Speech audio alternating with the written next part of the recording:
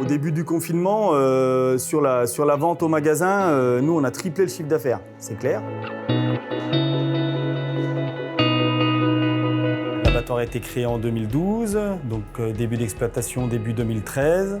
On abat aujourd'hui 400 porcs par semaine, donc ça en fait un tout petit abattoir de proximité. On fait à peu près 40% de chiffre d'affaires dans les collectivités, sur le chiffre d'affaires global. Idem pour la partie d'abattage et prestation de services, et tout le reste c'est pour la vente directe.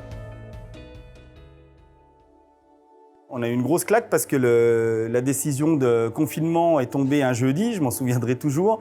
Et c'est le jeudi où on a des grosses journées, jeudi, vendredi, pour préparer les livraisons des cantines de la semaine d'après. Donc on avait 3-4 tonnes de fabriqués, d'emballés, de mise en carton qu'on ne pouvait plus livrer le lundi, quoi. Donc ça a été la catastrophe. On s'est dit, on va avoir une grosse chute au niveau économique, etc.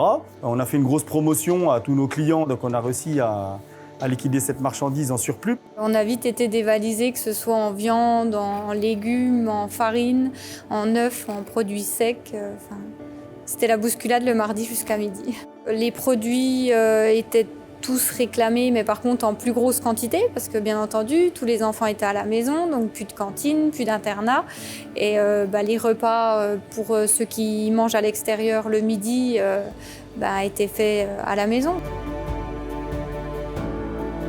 Ça faisait 1 an qu'on travaillait sur le projet de développer de la livraison à domicile. Et arrivé au moment du confinement, ce service-là intéressait beaucoup les clients. On était dans les starting blocks, quoi. Autant l'activité des collectivités s'est arrêtée net. Et ça a embrayé directement sur l'explosion des commandes via le site internet. On était préparés sans l'imaginer, quoi. On a surtout communiqué par le biais de notre site, de la page Facebook. On s'est rendu compte que les clients nous trouvaient rapidement et facilement. On avait une petite pub qui circulait sur les réseaux et ça a fait vite son effet, quoi. Après, il y a eu le déconfinement et là, les livraisons à domicile se sont, on va dire, effondrées. On n'en fait plus que quelques-unes par semaine, alors que pendant le confinement, on était à 35-40 livraisons par jour. Mais il y a plein de gens qui nous ont découverts comme ça et qui viennent maintenant chercher les produits locaux à la boutique directement. On s'est rapidement organisé pour prendre nos pauses les uns après les autres, pas mélanger tout le personnel comme il a pu se passer dans des grosses entreprises.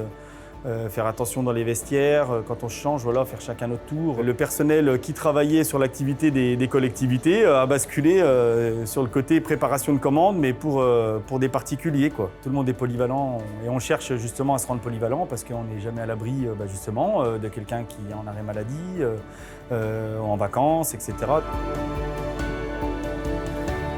Notre prochain grand défi sur l'entreprise, c'est déjà de stabiliser ce qui a été entrepris depuis 2012 parce qu'on a commencé à 7, aujourd'hui on est 20, on a fait x5 en termes de chiffre d'affaires, donc on ne peut pas se préparer à l'imprévisible, essayer d'être réactif et puis surtout de bien communiquer au sein des équipes.